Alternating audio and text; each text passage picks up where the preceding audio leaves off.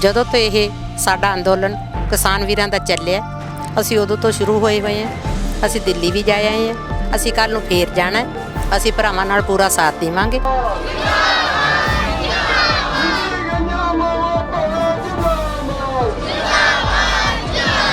Operate ਇਹਨਾਂ ਦਾ ਇੱਥੇ ਵਸਣਾ ਹੀ ਸਾਡਾ ਉਜੜਨਾ, ਕਿਉਂਕਿ ਇਹਨਾਂ ਦੀ ਨਿਗਾਹ ਸਾਡੀਆਂ ਜ਼ਮੀਨਾਂ ਤੇ ਹੈ।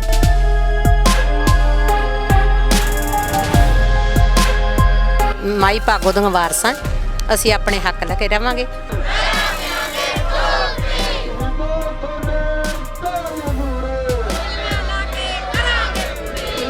ਇਹ ਮੋਦੀ ਨੇ ਘਰ ਬੈਠੇ ਨੇ ਵੇਚ ਕੇ ਡਾਨੀ ਵਡਾਨੀ ਸਾਨੂੰ ਵਿਖਾਤੀ, ਅਸੀਂ ਉਹਨਾਂ ਤੋਂ ਕੀ ਲੈਣਾ।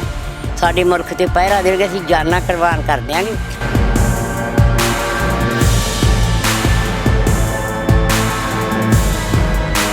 ਵੀ ਜਿਹੜੀਆਂ ਅਗਲੇ ਤਿੰਨੇ ਪਾਰਟੀਆਂ ਫੇਰ ਕਰ ਦਿਓ, ਨਵੇਂ ਦਾ ਸਵਾਦ ਵੇਖੋ।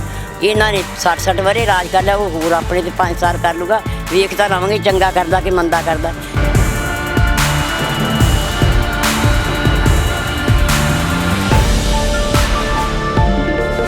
90-70 ਸਾਲ ਹੋ ਗਏ ਮੇਰੀ ਸੁਰਤ 'ਚ ਵੋਟਾਂ ਬਣੀਆਂ।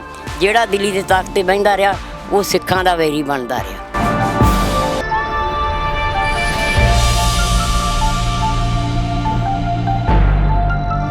ਤੇ ਜਾਨਾਂ ਦੇ ਦਿਆਂਗੇ ਤੇ ਉੱਠ ਕੇ ਨਹੀਂ ਆਵਾਂਗੇ, ਸਾਡੇ ਵਰਗੇ ਕੁਰਬਾਨ ਹੋ ਜਾਣਗੇ। ਜਿਹੜਾ ਕਹਿੰਦਾ ਮਰਨ ਤੋਂ ਡਰਦਾ, ਬਾਹਲੀ ਕਣਕ ਗੰਦੀ ਕਰ ਲਈ ਤਾਂ ਵੀ ਤੇ ਥੋੜੀ ਕਰ ਲਈ ਤਾਂ ਵੀ, ਮਰਨਾ ਚੰਗਾ ਜਿਉਣ ਨਾਲੋਂ।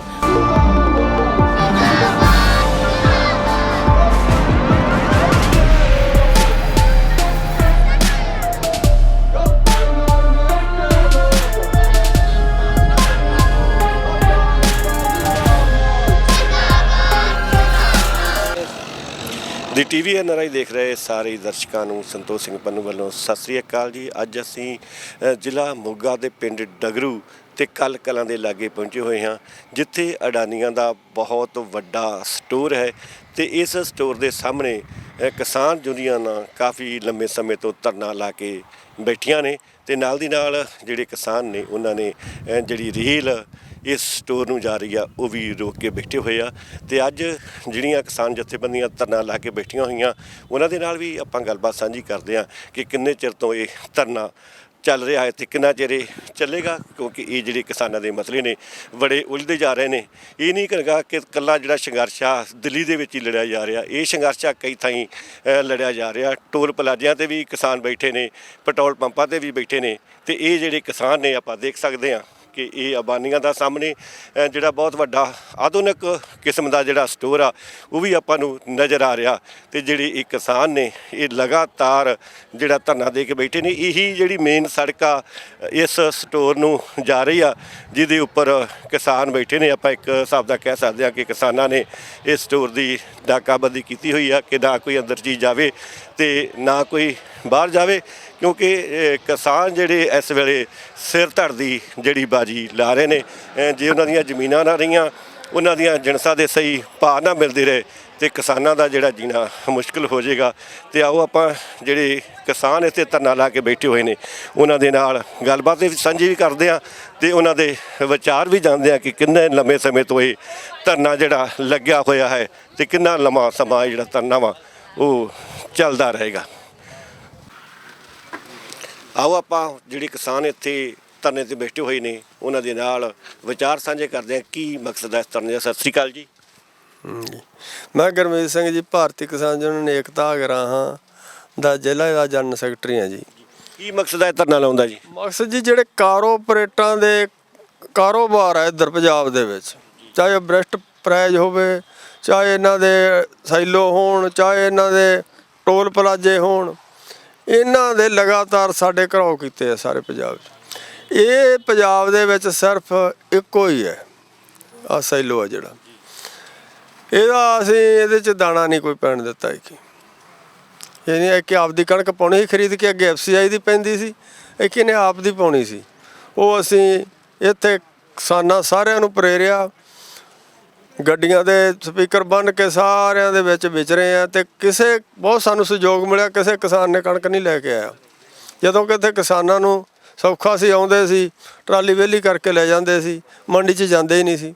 ਇਹ ਇਸ ਤੋਂ ਪਹਿਲਾਂ ਮਤਲਬ ਇਸ ਸਟੋਰ ਦੇ ਵਿੱਚ ਕਣਕ ਖਰੀਦੀ ਜਾਂਦੀ ਸੀ। ਹਾਂਜੀ ਹਾਂਜੀ ਇਦਾਂ ਕਿੰਨੇ ਚਿਰ ਤੋਂ ਬਣਿਆ ਹੋਇਆ ਸਟੋਰ ਜੀ? ਇਹਨੂੰ 12 ਸਾਲ ਹੋ ਗਏ ਜੀ ਚਾਲੂ ਹੋਏ ਨੂੰ। 8 ਚ ਬਣਿਆ ਇਹਨੂੰ ਮਤਲਬ 2 ਲੱਖ ਮੀਟਰ ਟਨ ਦਾ ਜੀ ਇਹ। ਜਿਹੜੀ ਇੱਥੇ ਖਰੀਦ ਕੀਤੀ ਜਾਂਦੀ ਸੀ ਜਿਣਸ ਦੀ, ਉਹ ਜਿਹੜੀ ਆਮ ਮੰਡੀ ਦੇ ਵਿੱਚ ਉਹਦੇ ਨਾਲ ਵੱਧ ਖਰੀਦਦਾ ਸੀ ਜਾਂ ਘੱਟ ਦੇ ਵਿੱਚ? ਪਹਿਲਾਂ ਤਾਂ ਜੀ ਇਹ ਖਰੀਦਦੀ ਸੀ FCI। FCI ਆਪਦਾ ਮਾਲ ਪਾਉਂਦੀ ਸੀ। ਇਹ ਲੈਂਦਾ ਸੀ 197 ਰੁਪਏ ਗੱਟੂ ਦੇ 50 ਕਿਲੋ ਦੇ ਕਿਰਾਇਆ।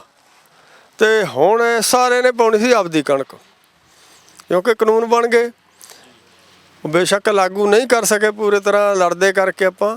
ਇਸ ਕਰਕੇ ਕੀ ਇਹਨੇ ਆਪਦੀ ਕਣਕ ਪਾਉਣੀ ਸੀ, ਉਹ ਸਾਨੂੰ ਪਤਾ ਲੱਗ ਗਿਆ ਸੀ DC ਰਾਹੀਂ। DC ਨੇ ਦੱਸਤਾ ਸੀ, ਕਹਿੰਦਾ ਜੀ ਪਾ ਲੈਣ ਦਿਓ, ਮੋਗੇ ਜ਼ਿਲ੍ਹੇ ਦੀ ਕਣਕ ਬਹੁਤ ਪੈ ਜਾਊਗੀ, ਆਪਾਂ ਨੂੰ ਸਹੂਲਤ ਹੋ ਜਾਊਗੀ, ਬਹੁਤ ਕੁਝ। ਉਹਨਾਂ ਨੇ ਅਫਸਰਸ਼ਾਹੀ ਨੇ ਸਾਡੇ ਨਾਲ ਗੱਲਬਾਤ ਕੀਤੀ। ਅਸੀਂ ਕਿਹਾ ਅਸੀਂ ਇੱਥੇ ਬੈਠੇ ਹਾਂ, ਅੱਜ ਸਾਨੂੰ 200 ਦਿਨ ਹੋ ਗਏ ਜੀ ਬੈਠਿਆਂ ਨੂੰ, ਤੇ ਹਜ਼ਾਰਾਂ ਸੈਂਕੜੇ ਗੱਟੂ ਖੰਡ ਦੇ ਖਾ ਪੀ ਹਟੇ ਇੱਥੇ। ਲੋਕਾਂ ਨੇ ਸਹਿਯੋਗ ਦਿੱਤਾ ਤੇ ਮੈਂ ਗਿਆ ਹੀ ਨਹੀਂ ਇੱਥੋਂ ਜੀ। 6.5 ਮਹੀਨੇ ਦਾ ਇੱਕ ਅੱਧੀ ਵਾਰਾਂ ਦਿਨੇ ਜਾਣਾ, ਮੁੜੇ ਆਉਣਾ ਸ਼ਾਮ ਨੂੰ। ਤੇ ਅਸੀਂ ਮੈਂ ਕਿਹਾ ਕਣਕ ਪਾਉਣ ਨੂੰ ਥੋੜ੍ਹਾ ਬੈਠੇ ਹਾਂ। ਅਸੀਂ ਕਹਿੰਦੇ ਇਹ ਜਿਹੜੇ ਕਾਰੋਪਰੇਟ ਆ ਇਹਨਾਂ ਦਾ ਇੱਥੇ ਵਸਣਾ ਹੀ ਸਾਡਾ ਉਜੜਨਾ ਹੈ, ਕਿਉਂਕਿ ਇਹਨਾਂ ਦੀ ਨਿਗਾਹ ਸਾਡੀਆਂ ਜ਼ਮੀਨਾਂ 'ਤੇ ਹੈ। ਅਸੀਂ ਇਹਨਾਂ ਨੂੰ ਅਖਾੜਾਂਗੇ ਇੱਥੋਂ, ਅਸੀਂ ਇੱਥੇ ਪੈਣ ਨਹੀਂ ਦਿਆਂਗੇ। ਇਹ ਧਰਨਾ ਸਾਡਾ ਇੱਦਾਂ ਹੀ ਚੱਲੂਗਾ ਜੀ ਜਿੰਨਾ ਚਿਰ ਕੋਈ ਫੈਸਲਾ ਨਹੀਂ ਹੁੰਦਾ। ਕਾਲੇ ਕਾਨੂੰਨ ਰੱਦ ਨਹੀਂ ਹੁੰਦੇ, ਬਿਜਲੀ ਐਕਟ 2020 ਕੀ ਰੱਦ ਨਹੀਂ ਹੁੰਦਾ, MSP ਦਾ ਕਾਨੂੰਨ ਨਹੀਂ ਬਣਦਾ, ਘੱਟੋ ਘੱਟ ਸਮਰਥਨ ਮੁੱਲ ਦਾ, ਤੇ ਪਰਾਲੀ ਵਾਲਾ ਜਿਹੜਾ 5 ਸਾਲ ਦੀ ਕੈਦ, ਇਹ 1 ਕਰੋੜ ਰੁਪਈਆ ਜੁਰਮਾਨਾ, ਉਹ ਜਿੰਨਾ ਚਿਰ ਰੱਦ ਨਹੀਂ ਹੁੰਦੇ ਉਹਨਾਂ ਚਿਰ ਸਾਡਾ ਧਰਨਾ ਜਾਰੀ ਰਹੂਗਾ। ਰਾਤ ਪਰ ਦਿਨ ਇੱਥੇ ਰਹੀਦਾ ਜੀ। ਭਾਈ ਸਾਹਿਬ ਜੀ, ਤੁਸੀਂ ਕਿਹਾ ਕਿ ਅਸੀਂ ਜਿਉਂਦਾ ਧਰਨਾ ਚੱਲਿਆ 200 ਦਿਨ ਲਗਭਗ ਧਰਨੇ ਚੱਲਦੇ ਨੂੰ ਹੋ ਗਏ ਨੇ, ਤੇ ਇੱਥੇ ਹੀ ਰਹਿ ਰਹੇ ਹੋ, ਵੇਲੇ ਕਿ ਵੇਲੇ ਕਿਤੇ ਜਾਂਦੇ ਹੋ, ਤੇ ਫਿਰ ਤੁਹਾਡੇ ਘਰ ਦਾ ਕਾਰੋਬਾਰ ਕਿਵੇਂ ਚੱਲਦਾ? ਘਰ ਦਾ ਜੇ ਅਸੀਂ ਕਹਿੰਦੇ ਆ ਵੀ ਘਰ ਦਾ ਨੁਕਸਾਨ ਹੁੰਦਾ ਹੋ ਜੇ, ਪਹਿਲੀ ਤਾਂ ਗੱਲ ਆ ਸਾਡੇ ਆਂਢੀ ਗੁਆਂਢੀ ਆ ਜਿਹੜੇ ਉਹ ਨਹੀਂ ਹੋਣ ਦਿੰਦੇ। ਉੱਤੋਂ ਡਿਊਟੀ ਲੱਗਦੀ ਆ ਅਗੂਆਂ ਦੀ ਕਿ ਵੀ ਭਾਈ ਇਹਨਾਂ ਦੀ ਕਣਕ ਵੱਢੋ, ਇਹਨਾਂ ਦਾ ਕੰਮ ਕਰੋ। ਜੇ ਫਰਕ ਸ਼ਰਕ ਰਹਿ ਵੀ ਜਾਊ, ਅਸੀਂ ਸਮਝਦੇ ਜੇ ਇੱਕ ਕਿਸਾਨ ਦਾ ਇਸ ਮੋਰਚੇ 'ਚ 20,000 ਦਾ 30,000 ਦਾ ਨੁਕਸਾਨ ਹੋ ਵੀ ਜਾਊ, ਤੇ ਅਸੀਂ ਵੱਡੇ ਨੁਕਸਾਨ ਤੋਂ ਬਚ ਜਾਵਾਂਗੇ। 20-30,000 ਦਾ ਨੁਕਸਾਨ, ਕੋਈ ਨੁਕਸਾਨ ਕਿਸਾਨ ਤਾਂ ਸੋਚਦਾ ਹੀ ਨਹੀਂ ਹੁੰਦਾ ਐਡੀ ਗੱਲ ਨੂੰ, ਤੇ ਅਸੀਂ ਵੱਡੇ ਨੁਕਸਾਨ ਤੋਂ ਬਚ ਜਾਵਾਂਗੇ। ਅਸੀਂ ਆਪਦੀਆਂ ਜ਼ਮੀਨਾਂ ਬਚਾ ਲਾਂਗੇ, ਅਸੀਂ ਆਪਦੇ ਪੁੱਤਾਂ ਧੀਆਂ ਦਾ ਭਵਿੱਖ ਬਚਾ ਲਾਂਗੇ। ਇਸ ਕਰਕੇ ਵੀ ਜੇ ਹੁੰਦਾ ਖਰਚਾ ਹੋ ਜੇ, ਨੁਕਸਾਨ ਥੋੜ੍ਹੇ ਦੇ ਨਾਲ, ਤੇ ਸਾਨੂੰ ਜਿਹੜਾ ਉਹਦੀ ਪ੍ਰੋਫਿਟ ਵੱਧ ਹੋ ਰਹੀ ਹੈ, ਇਸ ਕਰਕੇ ਅਸੀਂ ਇਹ 'ਚ ਡਟੇ ਹੋਏ ਹਾਂ।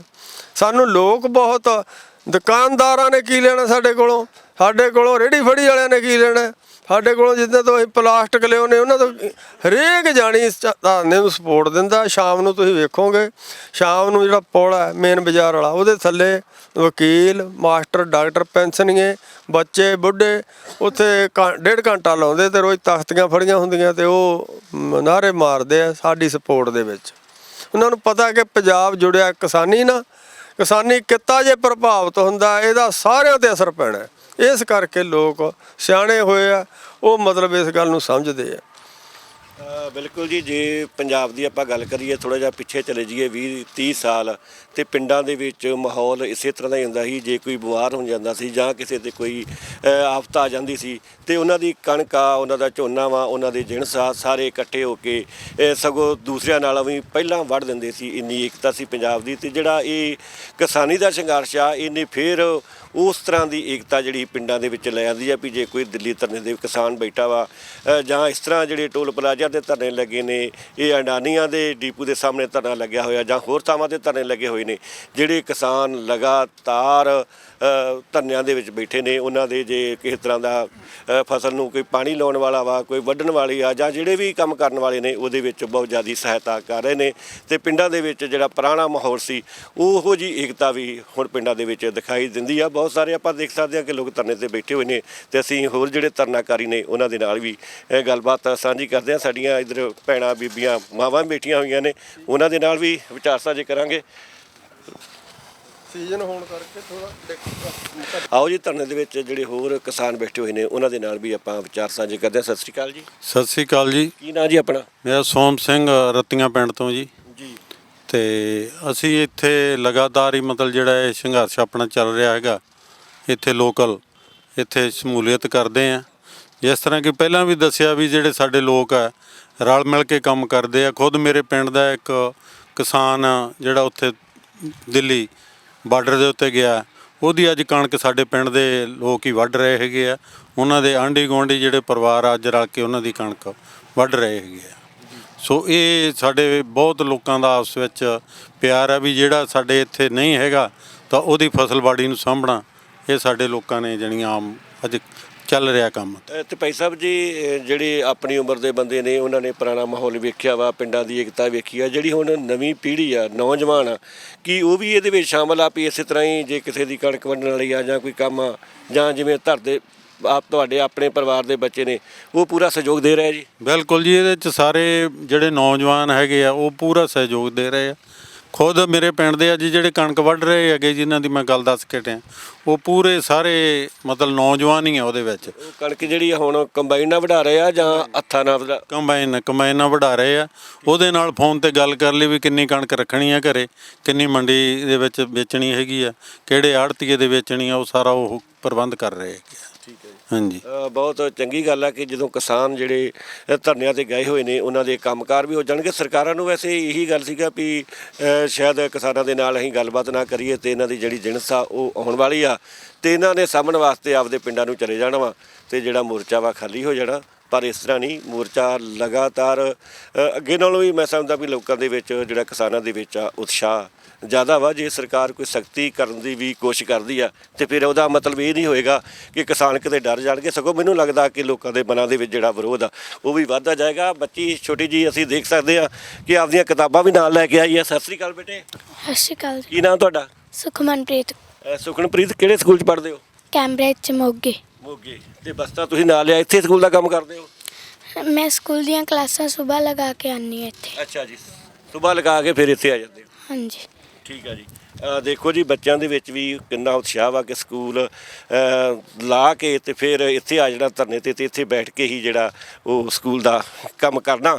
ਤੇ ਜਦੋਂ ਬੱਚਿਆਂ ਦੇ ਵਿੱਚ ਵੀ ਇਸ ਤਰ੍ਹਾਂ ਦਾ ਉਤਸ਼ਾਹ ਹੋਏਗਾ ਤੇ ਫਿਰ ਕਿਉਂ ਨਾ ਜਿਹੜਾ ਇਹ ਮੋਰਚਾ ਵਾ ਜਿੱਤਿਆ ਜਾਏਗਾ।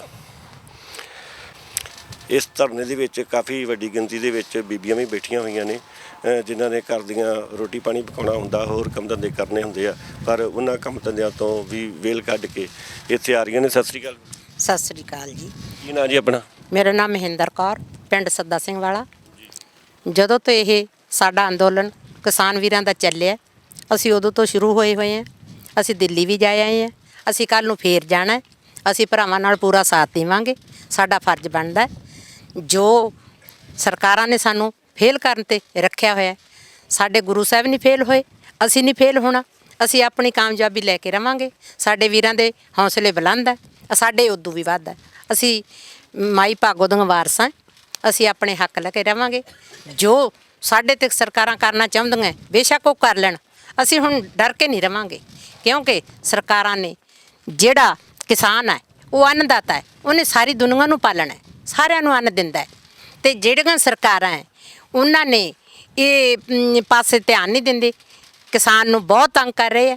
ਕਿਸਾਨਾਂ ਦੇ ਬੱਚੇ ਪੜ੍ਹਾਈਆਂ ਤੋਂ ਜਾ ਰਹੇ ਹੈ, ਕਿਸਾਨਾਂ ਦੇ ਬੱਚਿਆਂ ਨੂੰ ਨਸ਼ਿਆਂ 'ਤੇ ਲਾਤਾ, ਕਿਸਾਨਾਂ ਨੂੰ ਬੇਰੁਜ਼ਗਾਰੀ ਦੇਤੀ, ਮਹਿੰਗਾਈ ਕਰਕੇ ਸਾਡੇ ਕਿਸਾਨ ਵੀਰਾਂ ਦੇ ਸਾਹ ਬੰਦ ਕੀਤੇ ਆ। ਪਰ ਨਹੀਂ, ਅਸੀਂ ਹੁਣ ਸਰਕਾਰਾਂ ਦੀਆਂ ਚੁੰਗਲਾਂ ਵਿੱਚ ਨਹੀਂ ਰਵਾਂਗੇ।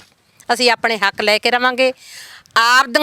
ਅਸੀਂ ਆਪ ਇੱਦੋਂ ਆਉਣ ਵਾਲੀਆਂ ਪੀੜ੍ਹੀਆਂ, ਅਸੀਂ ਕਿਸੇ ਵੋਟਾਂ ਦੇ ਮਗਰ ਨਹੀਂ ਲੱਗਾਂਗੇ, ਕਿਸੇ ਮੰਤਰੀਆਂ ਦੇ ਮਗਰ ਨਹੀਂ ਲੱਗਾਂਗੇ।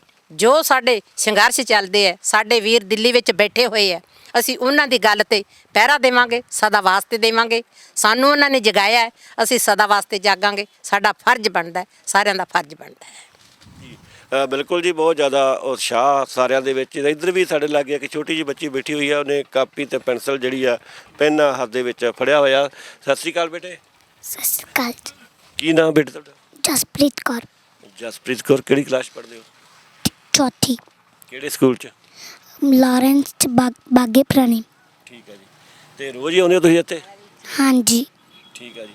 ਤੇ ਤੁਸੀਂ ਸਰਕਾਰ ਨੂੰ ਕੀ ਕਹਿਣਾ ਚਾਹੁੰਦੇ ਹੋ? ਇਹ ਜੋ ਸਰਕਾਰਾਂ ਨੇ ਹੈ ਨਾ ਕਾਲੇ ਕਾਨੂੰਨ ਉਹਨਾਂ ਨੇ ਵਾਪਸ ਕਰ ਦਿੱਤੇ ਨੇ। ਅਸੀਂ ਇਹ ਕਾਲੇ ਕਾਨੂੰਨ ਰੱਦ ਕਰਵਾ ਕੇ ਰਹਾਂਗੇ। ਜਿੰਨਾ ਚਿਰ ਸਰਕਾਰਾਂ ਨਹੀਂ ਮੰਨਦੀਆਂ ਅਸੀਂ ਇਹਨਾਂ ਲਗਾਤਾਰ ਧਰਨੇ 'ਤੇ ਆਉਂਦੇ ਰਹਾਂਗੇ।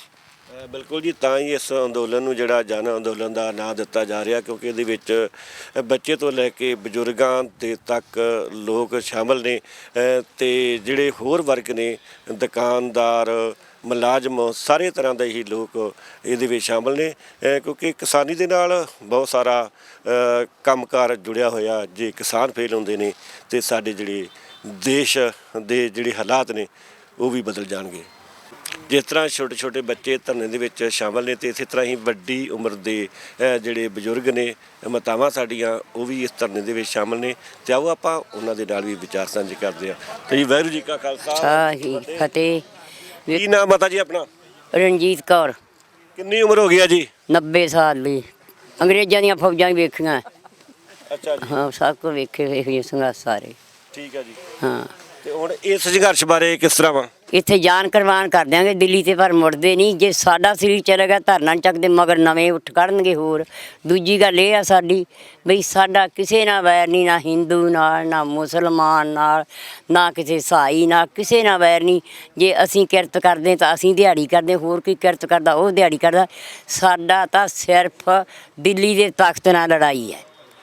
ਜਿਹੜਾ ਕੋਈ ਕਿਸੇ ਨਾਲ ਜ਼ੁਲਮ ਕਰਦਾ, ਜ਼ੁਲਮ ਨਾਲ ਲੜਾਈ ਸਾਡੀ, ਕਿਸੇ ਨਾਲ ਲੜਾਈ ਨਹੀਂ। ਸਾਡੀਆਂ ਜ਼ਮੀਨਾਂ ਖੋਹਣ ਲੱਗੇ, ਇਹਨਾਂ ਰਾਜਾਂ ਪਿੱਛੇ ਫੌਜਾਂ ਮਰ ਜਾਂਦੀਆਂ। ਇਹ ਮੋਦੀ ਨੇ ਘਰ ਬੈਠੇ ਨੇ ਵੇਚ ਕੇ ਡਾਨੀ ਵਡਾਨੀ ਸਾਨੂੰ ਵਿਖਾਤੇ, ਅਸੀਂ ਉਹਨਾਂ ਤੋਂ ਕੀ ਲੈਣਾ? ਸਾਡੇ ਮੁਲਕ ਤੇ ਪਹਿਰਾ ਦੇਣਗੇ, ਅਸੀਂ ਜਾਨਾਂ ਕੁਰਬਾਨ ਕਰ ਦਿਆਂਗੇ, ਪਰ ਉਹਨਾਂ ਨੂੰ ਨਾ ਦੇਵਾਂਗੇ ਅਸੀਂ। ਇੱਥੇ ਇਹ ਗੱਲ ਜੇ ਸਾਡੀਆਂ ਅਸੀਂ ਆਪ ਪੀੜ੍ਹੀਆਂ ਖਤਮ ਹੋ ਜਾਣਗੇ, ਸਾਡੇ ਬੱਚੇ ਮਗਰ ਹੋ ਜਾਣਗੇ। ਨਾ 12 ਦਿਨ, ਨਾ 12 ਮਹੀਨੇ, ਅਸੀਂ 12 ਸਾਲ ਤੱਕ ਬੈਠੇ ਰਹਿਣਾ ਉੱਥੇ। ਜਦੋਂ ਜਿੱਤ ਹੋਊਗੀ ਉਦੋਂ ਉੱਠਾਂਗੇ, ਨਹੀਂ ਉੱਥੇ ਹੀ ਕੁਰਬਾਨਾਂ ਜਾਨਾਂ ਦੇ ਦਿਆਂਗੇ। ਅਸੀਂ ਉੱਠ ਕੇ ਨਹੀਂ ਆਉਂਦੇਗੇ। ਹੋਰ ਸਾਡਾ ਕਿਸੇ ਨਾਲ ਵੈਰ ਨਹੀਂ ਗਾ, ਨਾ ਕਿਸੇ ਨਾਲ। ਅਸੀਂ ਵੋਟਾਂ ਪਾ ਕੇ ਨੁਮਾਇੰਦੇ ਚੁੱਕ ਕੇ ਘਰਦੇ ਹਾਂ ਉੱਥੇ, ਤੇ ਸਾਨੂੰ ਜਿੰਨੇ ਵੀ ਨੁਮਾਇੰਦੇ ਘਰਦੇ ਪਾਰਟੀਆਂ, ਕੋਈ ਅਕਾਲੀ ਪਾਰਟੀ, ਕੋਈ ਹਿੰਦੂ, ਕੋਈ ਕਾਂਗਰਸ, ਕੋਈ ਇਹਨਾਂ ਸਾਰਿਆਂ ਨੇ ਸਾਨੂੰ ਵੇਚ ਲਿਆ ਉੱਥੇ। ਇਹ ਨਹੀਂ ਵੀ ਇੱਕ ਨੇ, ਜਿਉਂ 90-70 ਸਾਲ ਹੋ ਗਏ ਮੇਰੀ ਸੁਰਤ 'ਚ ਵੋਟਾਂ ਬਣੀਆਂ। ਜਿਹੜਾ ਦਿੱਲੀ ਦੇ ਤਖਤ 'ਤੇ ਬਹਿੰਦਾ ਰਿਹਾ ਉਹ ਸਿੱਖਾਂ ਦਾ ਵੈਰੀ ਬਣਦਾ ਰਿਹਾ। ਗੁਰੂ ਸਾਹਿਬ ਦਾ ਹੀ ਬੋਲ ਆ, ਉਹ ਸਾਡੀ ਬਾਬਤ ਉੱਥੇ ਸਾਫ਼ਤਾਂ ਘੜਦਾ ਰਿਹਾ ਬਈ ਐਂ ਕਰ ਦਿਓ, ਕਿਸਾਨਾਂ ਨੂੰ ਐਂ ਕਰ ਦਿਓ। ਸਾਡੀ ਬਾਬਤ ਕਿਸੇ ਨੇ ਚੰਗਾ ਕੰਮ ਨਹੀਂ ਸੋਚਿਆ, ਕਿਸੇ ਨੇ ਚੰਗੀ ਗੱਲ ਕਦੇ ਆਖੀ ਨਹੀਂ। ਸਾਡੀ ਇੰਨੇ ਚਿਰ ਦੀ ਉਮਰ ਹੋ ਗਈ। ਹੁਣ ਭਲਾ ਬਿਜਲੀ ਪ੍ਰਾਈਵੇਟ ਹੋਣੀ ਸੀ, ਆ ਬਾਦਲ ਹੋਰਾਂ ਨੇ ਆਪਦੇ ਤਾਂ ਬੰਦ ਕਰਤੇ ਬਠਿੰਡੇ ਵਾਲੇ। ਨਹੀਂ ਕਾਂਗਰਸ ਬਾਦਲ ਕੇ ਉਦੋਂ ਪਿੱਟ ਦੇਗਾ ਭਾਈ ਆ ਬਿਜਲੀ ਪ੍ਰਾਈਵੇਟ ਹੋਣ ਲੱਗੀ, ਆਪਾਂ ਨੂੰ ਮਹਿੰਗੀ ਮਿਲੂਗੀ। ਮੈਂ ਹਰਿਆਣੇ 'ਚ ਰਹਿ ਕੇ ਆਈ ਹਾਂ, ਮਹੀਨਾ ਅਸੀਂ ਉੱਥੇ 2.5 ਰੁਪਈਆ ਤੇ ਸਾਨੂੰ 11 ਰੁਪਈਏ ਲੱਗਦੇ। ਸਾਨੂੰ ਤਾਂ ਰਾੜੀ ਤੁਰੇ ਜਾਂਦੇ ਆ। ਅਸੀਂ ਇਹਨਾਂ ਦੀਆਂ ਸਰਕਾਰਾਂ ਤੋਂ ਕੀ ਲੈਣਾ ਇਹੋ ਜਿਹੀਆਂ ਤੋਂ? ਪਰ ਫਿਰ ਵੀ ਸਾਨੂੰ ਆਪਾਂ ਨੂੰ ਵੋਟਾਂ ਪਾਉਣੀਆਂ ਪੈਣੀਆਂ। ਸਰਕਾਰ ਬਣੂ ਤਾਂ ਕੰਮ ਚੱਲੂਗਾ, ਨਹੀਂ ਚੱਲਣਾ ਨਹੀਂਗਾ। ਜੇ ਫੌਜ ਨਾ ਰੱਖੀ ਤਾਂ ਨਹੀਂ ਕੰਮ ਚੱਲਣਾ। ਤੇ ਜਿਹਨੂੰ ਹੁਣ ਬਣਾ ਕੇ ਕੱਲਿਆ ਉਸੇ ਨੇ ਮੋਦੀ ਨੂੰ ਗੋਡੇ ਟੇਕਣੇ।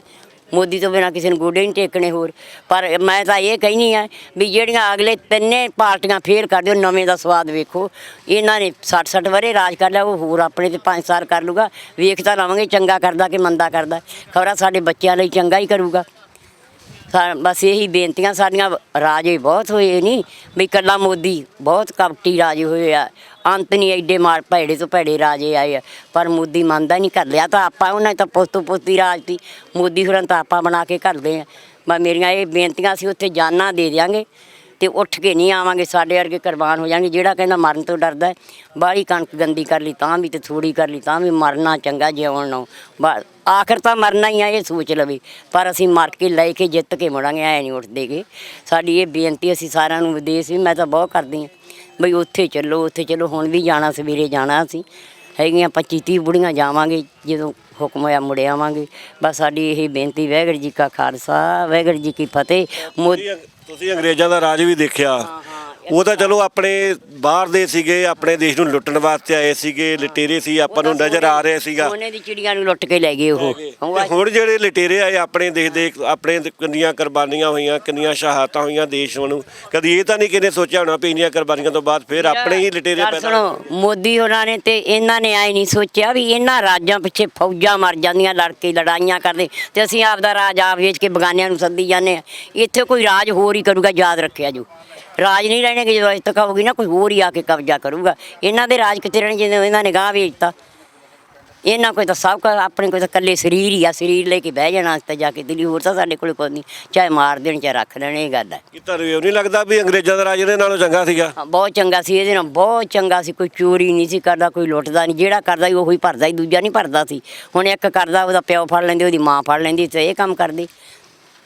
ਰਾਜ ਕੋਈ ਚੰਗਾ ਹੀ ਆ। ਹੁਣ ਵੋਟਾਂ ਆਉਣੀਆਂ, ਭੱਜੇ ਫਿਰਦੇ ਨੁਮਾਇੰਦੇ ਮੂਹਰੇ ਮੂਹਰੇ ਵੀ ਮੈਂ ਵੀ ਵਿੱਚ ਕੱਢ ਜਾ, ਮੈਂ ਵੀ, ਤੇ ਕਿਸਾਨ ਸਾਡੇ ਉੱਥੇ ਬੈਠੇ ਰੁਲੀ ਜਾਂਦੇ। ਉਹ ਵੀ ਸਾਡੇ ਭਰਾ, ਉਹਨਾਂ ਦੇ ਮੂੰਹ ਤੇ ਦਾੜੀਆਂ, ਸਿਰ ਤੇ ਪੱਗਾਂ, ਪਰ ਇਹ ਜਿਹੜੇ ਆ ਬੰਦੇ ਨਹੀਂ। ਉਹ ਜੇ ਬੰਦੇ ਹੁਣ ਤਾਂ ਜਾਨਾਂ ਕੁਰਬਾਨ ਕਰ ਦੇਣ ਵੀ ਅਸੀਂ ਵੋਟਾਂ 'ਚੋਂ ਕੀ ਲੈਣਾ। ਭੱਜੇ ਹੀ ਫਿਰਦੇ ਵੀ ਵੋਟਾਂ ਆਉਣ ਤਾਂ ਛੇਤੀ ਮੂਹਰੇ ਲੱਗ ਗਏ। ਕੋਈ ਕਾਂਗਰਸ ਵੱਲ ਫਿਰਦਾ, ਕੋਈ ਅਕਾਲੀਆਂ ਵੱਲ ਫਿਰਦਾ, ਕਿਸੇ ਵੱਲ ਫਿਰਦਾ, ਤੇ ਅਕਸਰ ਵੋਟਾਂ ਤਾਂ ਪੈਣੀਆਂ। ਰਾਜਾ ਤਾਂ ਕਹਿਣਾ ਕੋਈ ਚੰਗਾ ਆਵੇ ਤਾਂ ਫੇਰ ਹੀ ਹੈ। ਇੰਨੇ ਰਾਜਾ ਇਹ ਇੰਨਿਆਂ ਵਰਿਆਂ ਦੇ 17 ਵਰਿਆਂ ਦੇ ਗਏ ਉੱਥੇ, ਮੇਰੀ ਸੁਰਤ 'ਚ ਬਣੀਆਂ ਵੋਟਾਂ। ਇਹ ਆਪਾਂ ਨੂੰ ਹੀ ਵੇਚਦੇ ਰਹੇ, ਆਪਣੇ ਵਾਸਤੇ ਹੀ ਉੱਥੇ ਕਾਨੂੰਨ ਘੜਦੇ ਰਹੇ। ਹੋਰ ਕਾਨੂੰਨ ਨਹੀਂ ਇਹਨਾਂ ਨੇ ਕੋਈ ਘੜਿਆ, ਕੋਈ ਕਾਨੂੰਨ ਨਹੀਂ ਇਹਨਾਂ ਨੇ ਹੋਰ ਘੜਿਆ। ਹੋਰ ਵੀਰਾ ਮੈਂ ਕਿਹੜਾ ਪੜ੍ਹੀ ਲਿਖੀ ਆ, ਮੈਂ ਤਾਂ ਜਿਹੜਾ ਕੁਛ ਵੇਖਿਆ ਦੱਸਤਾ, ਠੀਕ ਹੈ। ਹਾਂ, ਤੇ ਦਿੱਲੀ ਕਿੰਨੇ ਚਿਰ ਆਏ ਹੋ ਜੀ? ਦਿੱਲੀ ਅਸੀਂ 20 ਦਿਨ ਲਾ ਕੇ ਆਏ ਸੀ, ਫਿਰ ਠਿਕਰੀ ਬਾਰਡਰ 'ਤੇ ਗਏ ਸੀ। ਉਹ ਜਦੋਂ ਬੁੜੀਆਂ ਸੰਘਾਸੀ ਉਦੋਂ ਗਏ ਸੀ। ਹੁਣ ਫੇਰ ਜਾਣਾ। ਸਾਡਾ ਸਾਰਾ ਹੀ ਪਰਿਵਾਰ ਜਾਂਦਾ ਸੀ, ਕਿਹੜਾ ਮੈਂ ਕਿਹੜਾ ਇਕੱਲੀ ਜਾਂਦੀ ਹਾਂ, ਕੁੜੀਆਂ ਮੁੰਡੇ ਸਾਰੇ ਜਾਂਦੇ ਆ। ਹਾਂ, ਅਸੀਂ ਗਏ ਸ਼ੰਭੂ ਬਾਰਡਰ 'ਤੇ ਜਦੋਂ ਰੈਲੀ ਸੀ ਟਰੈਕਟਰਾਂ ਦੀ। ਉੱਥੇ ਵੀ ਮੈਂ ਐਂ ਕੁਰਸੀ ਢਾਹ ਕੇ ਬਹਿ ਗਈ, ਜਵਾਕ ਸਾਡੇ ਉੱਠ ਗਏ, ਮੈਂ ਰੋਣ ਲੱਗ ਪਈ। ਮੈਨੂੰ ਵਰਾਉਣ ਪੱਤਰਕਾਰ, ਮਾਤਾ ਕਾਹਤੋਂ ਰੋਣੀ? ਮੈਂ ਐਂ ਚਿੱਚਾਈ ਵੀ ਇੱਕ ਬੰਦਾ ਵੀਰਿਆ ਬੈਠਾ ਤੇ ਸਾਡੇ ਨੌਜਵਾਨ ਜੰਨ ਗਏ ਆਥਣ ਨੂੰ ਘਰੇ ਮੁੜ ਕੇ, ਤੇ ਮਹੀਨਾ ਹੋ ਗਿਆ ਇੱਥੇ ਰੁਲੀ ਜਾਂਦੇ ਆ। ਬਹੁਤ ਵਰਾਉਣ ਮੈਨੂੰ, ਮਾਤਾ ਕਾਹਤੋਂ ਰੋਣੀ? ਮੈਂ ਕਿਹਾ ਮੈਂ ਡਰਦੀ ਨਹੀਂ, ਰੋਂਦੀ। ਚਿੱਤ 'ਚ ਹੀ ਹੋ ਗਿਆ ਵੀ ਇਹ ਕਿਵੇਂ ਸਾਨੂੰ ਇੱਕ ਬੰਦਾ ਰੋਲ ਲਿਆ। ਨਹੀਂ ਬੰਦਾ ਮੰਨ ਪੈਂਦਾ, ਆਪਾਂ ਮਨਾ ਲੈਂਦੇ ਹਾਂ। ਇੱਕ ਬੰਦੇ ਦੇ ਰੋਲੇ ਆਪਾਂ ਰੋਲੇ ਫਿਰਦੇ, ਤੇ ਆਪਾਂ ਹੀ ਵੋਟਾਂ ਪਾ ਕੇ ਘੱਲਿਆ। ਹੁਣ ਵੀ ਆਪਾਂ ਹੀ ਉਹਦੀ ਜਿੱਤ ਕਰਾਉਣੀ, ਵਿੱਚ ਇਹੋ ਜਿਹੇ ਇਨਸਾਨ ਆਇਆ। ਆਪਾਂ ਜਿੱਦੇ ਆਪਾਂ ਇੱਕ ਹੋ ਗਏ ਉਹਦੇ ਆਪਣੀ ਉਹੀ ਜਿੱਤ ਹੋ ਜਾਣੀ ਆ, ਜੇ ਆਪਾਂ ਇੱਕ ਨਹੀਂ ਹੋਏਗੇ। ਜਿਹੜਾ ਸਾਜਣ ਵਾਲਾ ਅਮੀਰ ਫਕੀਰ ਨੂੰ ਇੱਕੋ ਤੇਰਾ ਸਾਜਦਾ, ਇੱਕੋ ਹੀ ਮੌਤ ਆਉਂਦੀ ਹੈ। ਆਪਾਂ ਪਰ ਅੱਡੋ ਅੱਡੀ 'ਤੇ ਆ ਕੇ ਖਿੰਡ ਜਾਂਦੇ ਹਾਂ। ਜੇ ਆਪਾਂ ਇੱਕ ਹੋਈਏ ਤਾਂ ਸਾਰਾ ਕੰਮ ਸਾਰ ਹੋ ਜਾਵੇ, ਰੌਲਾ ਪੈਂਦਾ ਹੀ ਨਹੀਂ, ਫੇਰ ਨਹੀਂ ਰੌਲਾ ਪੈਂਦਾ। ਤੇ ਜੇ ਅਮੀਰ ਫਕੀਰ 'ਚ ਫਰਕ ਹੋਏ ਤਾਂ ਅੱਡ ਮੌਤ ਆਵੇ, ਅੱਡ ਰਾਹ ਜੰਮੇ। ਇਸ ਗੱਲ ਨੂੰ ਸੋਚਣਾ ਗਵਾਤਾ ਲੋਕਾਂ ਨੇ। ਬਹੁਤ ਪੜ੍ਹੇ ਲਿਖੇ, ਮੈਂ ਤਾਂ ਅਨਪੜ੍ਹ, BA ਕਰੀ ਫਿਰਦੇ ਵੱਡੇ ਜਿਨ੍ਹਾਂ ਨੇ ਸੋਚਿਆ ਉਹਨਾਂ ਨੇ ਨੌਕਰੀਆਂ ਠੇਡਾ ਮਾਰ ਕੇ ਇੱਧਰ ਆ ਗਏ। ਉਹ ਨੌਕਰੀਆਂ ਠੇਡਾ ਮਾਰ ਕੇ ਇਸ ਸੰਘਰਸ਼ 'ਚ ਆ ਗਏ। ਜਿਨ੍ਹਾਂ ਨੇ ਸੋਚਿਆ ਨਹੀਂ, ਭੱਜੇ ਫਿਰਦੇ, ਪੱਗਾਂ ਬੱਧੀਆਂ, ਮੂੰਹ ਤੇ ਦਾੜੀਆਂ। ਹੈ ਤਾਂ ਉਹ ਵੀ ਕਿਸਾਨਾਂ ਦੇ ਪੁੱਤ, ਉਹ ਕਿਹੜਾ ਹੋਰ ਆ।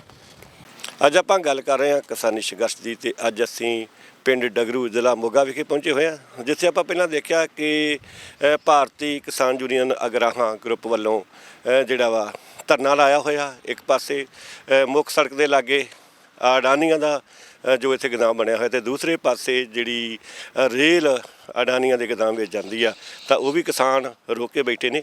ਇਸ ਵੇਲੇ ਅਸੀਂ ਡਗਰੂ ਰੇਲਵੇ ਸਟੇਸ਼ਨ ਤੇ ਪਹੁੰਚ ਚੁੱਕੇ ਹਾਂ, ਤੇ ਆਓ ਜਿੱਥੇ ਗੱਡੀ ਰੋਕ ਕੇ ਕਿਸਾਨ ਬੈਠੇ ਹੋਏ ਨੇ ਉਹਨਾਂ ਦੇ ਕੋਲ ਚੱਲਦੇ ਹਾਂ ਤੇ ਉਹਨਾਂ ਦੇ ਨਾਲ ਗੱਲਬਾਤ ਸਾਂਝੀ ਕਰਦੇ। ਸਾਡੇ ਪਿਛਲੇ ਪਾਸੇ ਜਿਹੜਾ ਅਡਾਨੀਆਂ ਦਾ ਗੋਦਾਮ ਆ, ਤੇ ਆ ਜਿਹੜੀ ਲੁਧਿਆਣਾ ਫਿਰੋਜ਼ਪੁਰ ਰੇਲਵੇ ਲਾਈਨ ਆ, ਉਹਦੇ ਵਿੱਚੋਂ ਹੀ ਇੱਕ ਲਾਈਨ ਕੱਢ ਕੇ ਇਸ ਗੋਦਾਮ ਨੂੰ ਜਾਂਦੀ ਆ, ਜਿਹਦੇ ਵਿੱਚੋਂ ਜਿਹੜਾ ਇਹ ਜਿਣਸ ਆ ਵੱਖ-ਵੱਖ ਥਾਵਾਂ ਨੂੰ ਭੇਜੀ ਜਾਂਦੀ ਆ। ਤੇ ਇੱਥੋਂ ਹੀ ਗੱਡੀ ਜਾ ਰਹੀ ਸੀ, ਜਿਹੜੀ ਕਿਸਾਨ ਯੂਨੀਅਨਾਂ ਨੇ ਕਿਸਾਨ ਸੰਘਰਸ਼ ਨੇ ਰੋਕੀ ਹੋਈ ਆ। ਤੇ ਹੁਣ ਵੀ ਲਗਾਤਾਰ ਜਿਹੜਾ ਧਰਨਾ ਚੱਲ ਰਿਹਾ ਕਿ ਇਹਦੇ ਵਿੱਚ ਕੋਈ ਗੱਡੀ ਸਮਾਨ ਲੈ ਕੇ ਨਾ ਆਵੇ ਤੇ ਨਾ ਹੀ ਇੱਥੋਂ ਬਾਹਰ ਜਾਵੇ। ਲਗਾਤਾਰ ਜਿਹੜਾ ਧਰਨਾ ਚੱਲ ਰਿਹਾ, ਤੇ ਆਓ ਆਪਾਂ ਕਿਸਾਨਾਂ ਦੇ ਨਾਲ ਗੱਲਬਾਤ ਸਾਂਝੀ ਕਰਦੇ ਹਾਂ, ਉਹਨਾਂ ਦੇ ਵਿਚਾਰ ਜਾਣਦੇ ਹਾਂ ਕਿ ਕਿੰਨਾ ਚਿਰ ਹੋ ਗਿਆ ਇਸ ਧਰਨੇ ਲੱਗੇ ਨੂੰ, ਤੇ ਕਿੰਨਾ ਚਿਰ ਹੋਰ ਲੱਗਿਆ ਰਹੇਗਾ, ਤੇ ਕਿਹੜੀਆਂ ਕਿਸਾਨਾਂ ਦੀਆਂ ਮੁੱਖ ਜਿਹੜੀਆਂ ਇੱਥੋਂ ਦੀਆਂ ਮੰਗਾਂ ਨੇ, ਉਹਦੇ ਸੰਬੰਧ ਵਿੱਚ ਵੀ ਆਪਾਂ ਗੱਲਬਾਤ ਕਰਾਂਗੇ। ਸਤਿ ਸ੍ਰੀ ਅਕਾਲ ਜੀ। ਸਤਿ ਸ਼੍ਰੀ ਅਕਾਲ ਜੀ। ਕੀ ਨਾਮ ਵੀਰ ਜੀ ਆਪਣਾ?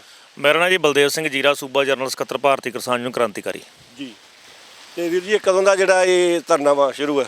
ਇਹ ਜੀ ਨੂੰ ਅੱਜ 54 ਦਿਨ ਹੋ ਗਏ ਜੀ ਪੂਰੇ। ਕਿਉਂਕਿ ਪਹਿਲਾਂ ਤਾਂ ਤੁਸੀਂ ਦੇਖਿਆ ਹੋਣਾ ਵਾ, ਦੂਜੀ ਜਥੇਬੰਦੀ ਬੈਠੀ ਸੀ BKU ਏਕਤਾ ਅਗਰਾਹਾਂ, ਉਹ ਲਗਾਤਾਰ 4-5 ਮਹੀਨਿਆਂ ਤੋਂ ਬੈਠੇ ਸੀਗੇ। ਸੋ ਉਹਨਾਂ ਨੇ ਧਰਨਾ ਲਾਇਆ ਸੀ, ਅਸੀਂ ਤਾਂ ਬੜਾ ਧਿਆਨ ਨਹੀਂ ਦਿੱਤਾ। ਸਾਡੇ ਹੋਰ ਥਾਵਾਂ ਪੰਜਾਬ ਦੇ ਮੋਰਚੇ ਚੱਲ ਰਹੇ ਸੀ, ਪਰ ਸਾਨੂੰ ਤਾਂ ਜੀ ਉਦੋਂ ਪਤਾ ਲੱਗਾ ਵੀ ਇਹਨਾਂ ਨੇ ਪਿੱਛੋਂ ਦੀ ਕਣਕ ਕੱਢਣੀ ਸ਼ੁਰੂ ਕਰਤੀ ਸੀ। 3-4 ਟ੍ਰੇਨਾਂ ਭਰ ਕੇ ਲੈ ਗਏ। ਫਿਰ ਜਦੋਂ ਚੌਥੀ ਕੁ ਟ੍ਰੇਨ ਭਰ ਕੇ ਲਗਾਏ, ਉਹ ਜਦੋਂ ਸਾਨੂੰ ਪਤਾ ਲੱਗਾ ਵੀ ਇਹ ਕਣਕ ਕੱਢ ਰਹੇ ਆ, ਫਿਰ ਅਸੀਂ ਆ ਕੇ ਇਹ ਇੱਥੋਂ ਘੇਰਿਆ, ਤੇ ਅੱਜ 54 ਦਿਨ ਹੋ ਗਏ ਇਹਨਾਂ ਨੂੰ ਘੇਰੇ ਨੂੰ ਹੋਏ, ਤੇ ਲਗਾਤਾਰ ਉਦੋਂ ਤੋਂ ਦਿਨ ਪਰ ਰਾਤ ਦਾ ਸਾਡਾ ਧਰਨਾ ਚੱਲ ਰਿਹਾ ਵਾ। ਉਸ ਤੋਂ ਬਾਅਦ ਕੋਈ ਟ੍ਰੇਨ ਬਾਹਰ ਨਹੀਂ ਨਿਕਲੀ ਇੱਥੋਂ? ਨਹੀਂ ਜੀ, ਪਹਿਲਾਂ ਜਦੋਂ ਅਸੀਂ ਰੋਕੀ ਆ, ਉਹ ਲਗਾਤਾਰ 1.5 ਮਹੀਨਾ ਰੁਕੀ ਰਹੀ। ਉਸ ਤੋਂ ਬਾਅਦ ਜਿਹੜੀ ਇੱਕ ਇਹਨਾਂ ਨੇ ਟ੍ਰੇਨ ਭਰ ਕੇ ਉਦੋਂ ਕੱਢਣ ਦੀ ਕੋਸ਼ਿਸ਼ ਕੀਤੀ ਸੀਗੀ, ਉਹ ਅਸੀਂ 1.5 ਮਹੀਨਾ ਜਦੋਂ ਰੋਕੀ, ਤੇ ਇਹ ਪ੍ਰਸ਼ਾਸਨ ਤੇ ਪੰਜਾਬ ਸਰਕਾਰ ਇਹ ਲਗਾਤਾਰ ਸਾਨੂੰ ਕਹਿ ਰਹੇ ਸੀਗੇ ਵੀ ਜਿਹੜੀ ਇਹ ਟ੍ਰੇਨ ਰੁਕੀ ਹੋਈ ਆ, ਇਹਦੇ ਵਿੱਚ ਜਿਹੜੀ ਕਣਕ ਪਈ ਆ ਇਹ ਖਰਾਬ ਹੋ ਜਾਣੀ ਆ। ਕਿਉਂਕਿ ਜਿਹੜੀ ਕਣਕ ਵਿੱਚ ਇਹਨਾਂ ਦੇ ਪਈ ਆ, ਗੋਦਾਮ ਦੇ ਵਿੱਚ ਪਈ ਆ, ਉਹਦੇ 'ਚ ਤਾਂ ਦਵਾਈ ਪਾਈ ਆ, ਕੁਛ ਪਾਇਆ ਵੀ ਉਹ ਖਰਾਬ ਨਹੀਂ ਹੁੰਦੀਗੀ। ਪਰ ਅਸੀਂ 1.5 ਮਹੀਨਾ ਚਲੋ ਨਹੀਂ ਚੱਲਣ ਦਿੱਤੀ। ਉਸ ਤੋਂ ਬਾਅਦ ਪ੍ਰਸ਼ਾਸਨ ਨੇ ਕੀ ਕੀਤਾ, ਇੱਕ ਬਕਾਇਦਾ ਤੌਰ 'ਤੇ ਚਿੱਠੀ ਲਿਖਾਈ DC ਮੋਗਾ ਨੇ, ਤੇ ਪ੍ਰਸ਼ਾਸਨ ਉਹ ਚਿੱਠੀ ਲੈ ਕੇ ਸੰਯੁਕਤ ਮੋਰਚੇ ਕੋਲ ਗਿਆ ਵੀ ਸੰਯੁਕਤ ਮੋਰਚੇ ਨੂੰ ਅਪੀਲ ਕੀਤੀ ਇਹਨਾਂ ਨੇ ਵੀ ਜਿਹੜੀ ਅਸੀਂ ਦੂਜੀ ਨਹੀਂ ਤੁਹਾਨੂੰ ਕਹਿੰਦੇਗੇ, ਇਹ ਟ੍ਰੇਨ ਜਿਹੜੀ 8-9 ਕਰੋੜ ਰੁਪਏ ਦੀ ਕਣਕ ਆ, ਜੇ ਇਹ ਖਰਾਬ ਹੋ ਜਾਂਦੀ ਤੇ ਇਹ ਸਾਰਾ ਪੰਜਾਬ ਸਰਕਾਰ ਨੂੰ ਪੈਣਾ ਵਾ, ਵੀ ਉਹ 'ਤੇ ਕੋਈ ਫੈਸਲਾ ਕਰੋ। ਚਲੋ ਸੰਯੁਕਤ ਮੋਰਚੇ ਨੇ ਮੁੜ ਕੇ ਉੱਥੇ ਬੈਠਕ ਕੀਤੀ ਆ, ਉਹਦੇ 'ਚ ਫੈਸਲਾ ਕਰਤਾ ਵੀ ਇਹ ਜਿਹੜੀ ਕਿ ਇੱਕ ਟ੍ਰੇਨ ਆ ਭਾਈ ਤੁਸੀਂ ਜਾਣ ਦਿਓ। ਇਹਨਾਂ ਨੇ ਅਪੀਲ ਇਹ ਕੀਤੀ ਸੀ ਲਿਖਤੀ ਵੀ ਇਹ ਧਰਨਾ ਚੱਕਿਆ ਜਾਵੇ, ਪਰ ਉੱਥੇ ਆਗੂਆਂ ਨੇ ਸੋਚ ਵਿਚਾਰ ਕੇ ਧਰਨਾ ਚੱਕਣ ਤੋਂ ਨਾ ਕਰਤੀ ਤੇ ਇੱਕ ਜ਼ਰੂਰ ਕਰਤਾ ਵੀ ਜਿਹੜੀ ਇੱਕ ਭਰੀ ਹੋਈ ਟ੍ਰੇਨ ਆ ਇਹ ਜਾਣ ਦਿਓ। ਚਲੋ ਉਸ ਦਾ ਲੋਕਾਂ ਦੇ ਤਾਂ ਕਹੀਏ ਬਹੁਤ ਵਿਰੋਧ ਸੀਗਾ, ਲੋਕ ਚਾਹੁੰਦੇ ਸੀ ਵੀ ਉਹ ਵੀ ਟ੍ਰੇਨ ਨਾ ਛੱਡੀ ਜਾਵੇ, ਪਰ ਮੋਰਚੇ ਦੇ ਵੱਡੇ ਹਿੱਤਾਂ ਨੂੰ ਵੇਖ ਕੇ ਤੇ ਇੱਕ ਜਿਹੜਾ ਮੋਰਚਾ ਸਾਂਝੇ ਚਲਾਉਣ ਦੀ ਭਾਵਨਾ ਕਰਕੇ ਉਹ ਫਿਰ ਮੋਰਚੇ ਦਾ ਹੁਕਮ ਮੰਨਿਆ ਤੇ ਉਹ ਇੱਕ ਟ੍ਰੇਨ ਜਾਣ ਦਿੱਤੀ ਗਈ। ਤੇ ਜਿਵੇਂ ਇਹਨਾਂ ਦੇ ਅਧਿਕਾਰੀਆਂ ਦੇ ਦੱਸਣ ਮੁਤਾਬਕ 2 ਲੱਖ ਮੈਟਰਿਕ ਟਨ ਕਣਕ ਇਹਦੇ ਵਿੱਚ ਪਈ ਆ ਤੇ ਹਜੇ ਤੱਕ ਮਸਾਂ 25,000 ਮੈਟਰਿਕ ਟਨ ਜਿਹੜੀ ਕਣਕ ਨਿਕਲੀ ਆ, ਵੀ 8ਵਾਂ ਹਿੱਸਾ ਨਿਕਲਿਆ ਵਾ, 7 ਹਿੱਸੇ ਦੇ ਵਿੱਚ ਆ। ਸੋ ਇਹ ਰੋਕੀ ਹੋਈ ਆ ਤੇ ਇੱਕ ਇੱਥੋਂ ਦੇ ਲੋਕਾਂ ਨੂੰ, ਇੱਥੇ ਨਗਰ ਦੇ ਆਂਢ ਗੁਆਂਢ ਪਿੰਡਾਂ ਦੇ ਲੋਕਾਂ ਨੂੰ ਇੱਕ ਇਹ ਵੀ ਸਿਹਰਾ ਜਾਂਦਾ ਵਾ ਵੀ ਪੰਜਾਬ ਦੇ ਵਿੱਚ ਇਸ ਵੇਲੇ ਸਿਰਫ ਇੱਕੋ ਹੀ ਜਿਹੜਾ ਰੋਕਿਆ ਹੋਇਆ ਸੈਲੋ, ਬਾਕੀ ਸਾਰੇ ਚੱਲ ਪਏ ਆ। ਜਿਹੜੇ ਜਥੇਬੰਦੀਆਂ ਨੇ ਦੂਜੀਆਂ ਨੇ ਧਰਨੇ ਵੀ ਲਾਏ ਸੀ ਉਹ ਚੱਕ ਚੁੱਕ ਲਏ ਆ, ਪਰ ਇਹ ਇਲਾਕੇ ਨੇ ਤੇ ਭਾਰਤੀ ਕਿਸਾਨ ਕ੍ਰਾਂਤੀਕਾਰੀ ਨੇ ਇਹ ਬਕਾਇਦਾ ਤੌਰ ਤੇ ਬੰਦ ਕਰਕੇ ਰੱਖਿਆ ਹੋਇਆ ਵਾ। ਇਸ ਵਾਰ ਇੱਕ ਵੀ ਟਰਾਲੀ ਇਹਦੇ ਵਿੱਚ ਕੋਈ ਕਿਸਾਨ ਲਾਉਣ ਨਹੀਂ ਆਇਆ। ਅਸੀਂ ਸਿਰਫ ਅਪੀਲ ਕੀਤੀ ਸੀ ਲੋਕਾਂ ਨੂੰ ਵੀ ਤੁਸੀਂ ਯਾਰ ਆਪਣੀ ਐਡੀ ਵੱਡੀ ਲੜਾਈ ਚੱਲ ਰਹੀ ਆ ਅਡਾਨੀਆਂ ਨਾਲ ਤੇ ਆਪਾਂ ਇਹ ਸੈਲੋ ਦੇ ਵਿੱਚ ਕੋਈ ਟਰਾਲੀ ਨਹੀਂ ਲਾਉਣੀ। ਲੋਕਾਂ ਨੇ ਸਾਡੀ ਅਪੀਲ ਮੰਨੀ ਆ, ਬਿਲਕੁਲ ਕੋਈ ਵੀ ਕਿਸੇ ਕਿਸਾਨ ਨੇ ਜਿੱਦ ਨਹੀਂ ਕੀਤੀ ਗੀ, ਇੱਕ ਵੀ ਟਰਾਲੀ ਲੈ ਕੇ ਨਹੀਂ ਆਇਆਗਾ। ਚਾਹੇ ਹਜੇ ਵੀ ਕਈਆਂ ਕਿਸਾਨਾਂ ਦੀ ਘਰੇ ਕਣਕ ਪਈ ਆ, ਘਰਿਆਂ 'ਚ ਰੱਖ ਲਈ ਆ, ਪਰ ਇਹ ਨਹੀਂ ਕੀਤਾ ਵੀ ਜਥੇਬੰਦੀਆਂ ਨੂੰ ਲੰਘ ਕੇ ਕੋਈ ਇੱਥੇ ਲਾਉਣ ਆਇਆ ਹੋਵੇ। ਇਹੋ ਜਿਹੇ ਕਿੰਨੇ ਕੁ ਗੋਦਾਮ ਆ ਪੰਜਾਬ ਦੇ ਵਿੱਚ, ਇਸ ਸੰਬੰਧ ਦੇ ਵਿੱਚ ਕੋਈ ਜਾਣਕਾਰੀ ਹੈ ਆਪਾਂ ਨੂੰ? ਹਾਂਜੀ, ਕਿੰਨੇ ਗੋਦਾਮ ਆ ਇਸ ਤਰ੍ਹਾਂ ਦੇ? ਦੇਖੋ ਜੀ, ਸੈਲੋ ਦੀ ਗਿਣਤੀ ਇੱਕ ਦਿਨ ਅਧਿਕਾਰੀਆਂ ਦੇ ਦੱਸਣ ਮੁਤਾਬਕ ਸੀ 2 ਅਡਾਨੀਆਂ ਦੇ ਆ, ਹੋਰ ਵੱਖ-ਵੱਖ ਕੰਪਨੀਆਂ ਦੇ ਬਾਕੀ 13-14 ਸੈਲੋ ਜਿਹੜੇ ਆ ਹੈਗੇ ਆ ਤੇ ਪੰਜਾਬ ਦੇ ਵੱਖ-ਵੱਖ ਇਲਾਕਿਆਂ 'ਚ ਹੈ, ਵੱਖ-ਵੱਖ ਇਲਾਕਿਆਂ ਦੇ ਵਿੱਚ 13-14 ਸੈਲੋ ਆ, ਜਿਹਦੇ ਵਿੱਚੋਂ ਸਿਰਫ ਇਹੀ ਇਕੱਲਾ ਬੰਦ ਆ। ਤੇ ਇੱਕ ਤੁਹਾਡੇ ਨਾਲ ਹੋਰ ਦੱਸ ਦਈਏ ਵੀ ਜਿਸ ਦਿਨ ਅਸੀਂ ਇਹ ਟ੍ਰੇਨ ਛੱਡੀ ਆ ਜਿਹੜੀ ਭਰੀ ਖੜੀ ਸੀ, ਉਸ ਦਿਨ ਪੁਲਿਸ ਪ੍ਰਸ਼ਾਸਨ ਤੇ ਐਫਸੀਆਈ ਵਾਲੇ ਅਧਿਕਾਰੀਆਂ ਨੇ ਸਾਨੂੰ ਇਹ ਲਿਖਤੀ ਦਿੱਤਾ ਵੀ ਜਿੰਨਾ ਚਿਰ ਹੁਣ ਕਿਸਾਨਾਂ ਦਾ ਕਾਲੇ ਕਾਨੂੰਨਾਂ ਦੇ ਉੱਤੇ ਮੋਰਚਾ ਚੱਲ ਰਿਹਾ ਦਿੱਲੀ ਦੇ ਵਿੱਚ, ਉਹਨਾਂ ਚਿਰ ਉਹ ਨਾ ਤਾਂ ਕੋਈ ਟ੍ਰੇਨ ਭਰਨਗੇ ਇੱਥੋਂ ਤੇ ਨਾ ਕੱਢਣ ਦੀ ਕੋਸ਼ਿਸ਼ ਕਰਨਗੇ ਤੇ ਨਾ ਕਣਕ ਪਵਾਉਣ ਦੀ ਕੋਸ਼ਿਸ਼ ਕਰਨਗੇ। ਸੋ ਉਹ ਲਿਖਤੀ ਸਾਡੇ ਨਾਲ ਦੇ ਕੇ ਤੇ ਬਾਅਦ 'ਚ ਅਸੀਂ ਟ੍ਰੇਨ ਕੱਢੀ ਆ। ਤੇ ਭਾਈ ਸਾਹਿਬ, ਇੱਕ ਜਿਹੜੀ ਗੱਲ ਆ ਸਾਡੇ ਮਨ ਦੇ ਵਿੱਚ ਆਉਂਦੀ ਆ, ਹੋ ਸਕਦਾ ਵੀ ਬਹੁਤੇ ਜਿਹੜੇ ਪੰਜਾਬ ਦੇ ਲੋਕ ਨੇ ਜਾਂ ਕਿਸਾਨਾਂ ਦੇ ਮਨ ਦੇ ਵਿੱਚ ਵੀ ਆਉਂਦੀ ਹੋਵੇ ਵੀ ਹੁਣ ਇੱਕ ਜਥੇਬੰਦੀ ਨੇ ਉਧਰਲੇ ਬੰਦੇ ਧਰਨਾ ਲਾਇਆ, ਦੂਸਰੇ ਜਥੇਬੰਦੀ ਨੇ ਇੱਧਰਲੇ ਬੰਦੇ ਧਰਨਾ ਲਾਇਆ, ਤੇ ਇੱਕ ਇਕੱਠਾ ਧਰਨਾ ਕਿਉਂ ਨਹੀਂ ਲਾ ਦਿੰਦੇ? ਅਸੀਂ ਜੀ ਜਦੋਂ ਇੱਥੇ ਟ੍ਰੇਨ ਰੋਕੀ ਆ ਪਹਿਲੇ ਦਿਨ ਆ ਕੇ, ਅਸੀਂ ਸਭ ਤੋਂ ਪਹਿਲਾਂ ਕੰਮ ਹੀ ਇਹ ਕੀਤਾ ਸੀਗਾ, ਅਸੀਂ ਉਹਨਾਂ ਦੇ ਆਗੂਆਂ ਨਾਲ ਫੋਨ ਤੇ ਵੀ ਗੱਲਬਾਤ ਕੀਤੀ, ਉਹਨਾਂ ਨੂੰ ਪੁੱਛਿਆ ਵੀ ਯਾਰ ਤੁਸੀਂ ਆ ਟ੍ਰੇਨ ਕਿਉਂ ਨਹੀਂ ਰੋਕ ਰਹੇ। ਚਲੋ ਉਹਨਾਂ ਨੇ ਦੱਸਣ ਮੁਤਾਬਕ ਸੀ ਪ੍ਰਸ਼ਾਸਨ ਦੇ ਵੀ ਉਹਨਾਂ ਨੇ ਕੋਈ ਆਪਸ ਵਿੱਚ ਸੀਗਾ ਵੀ ਅਸੀਂ ਕਣਕ ਪੈਣ ਨਹੀਂ ਦੇਣੀ, ਅਸੀਂ ਕੱਢਣ ਤੋਂ ਨਹੀਂ ਰੋਕਣਾ। ਚਲੋ ਫਿਰ ਅਸੀਂ ਬਾਅਦ 'ਚ ਅਪੀਲ ਵੀ ਕੀਤੀ ਉਹਨਾਂ ਨੂੰ, ਇਲਾਕੇ ਦੇ ਲੋਕਾਂ ਨੂੰ, ਇਹ ਮੋਹਤਵਰ ਬੰਦੇ ਆਏ ਉਹ ਵੀ ਉਹਨਾਂ ਕੋਲੇ ਭੇਜੇ ਵੀ ਯਾਰ ਆਓ ਆਪਾਂ ਇਕੱਠੇ ਹੋ ਕੇ ਰੋਕ ਦਈਏ ਵੀ ਇਕੱਠੇ ਲੜ ਰਹੇ ਆ। ਚਲੋ ਉਹਨਾਂ ਨੇ ਸਾਡੀ ਅਪੀਲ ਨਹੀਂ ਪ੍ਰਵਾਨ ਕੀਤੀ ਤੇ ਸਾਨੂੰ ਮਜਬੂਰੀ ਫਿਰ ਇਕੱਲੇ ਨੂੰ ਬਹਿਣਾ ਪੈ ਗਿਆ ਇੱਥੇ। ਅਸੀਂ ਤਾਂ ਦੂਜੀਆਂ ਹੋਰ ਨਾ ਜਥੇਬੰਦੀਆਂ, ਕਿਉਂਕਿ ਇਲਾਕੇ ਦੇ ਵਿੱਚ ਬਹੁਤ ਸਾਰੀਆਂ ਜਥੇਬੰਦੀਆਂ ਕੰਮ ਕਰ ਰਹੀਆਂ, ਵਿਕਯੂ ਕਾਦੀਆਂ ਕਰ ਰਹੀ ਆ, ਲੱਖੋਵਾਲ ਕਰ ਰਹੀ ਆ, ਕਿਰਤੀ ਕਿਸਾਨ ਯੂਨੀਅਨ ਕਰ ਰਹੀ ਆ।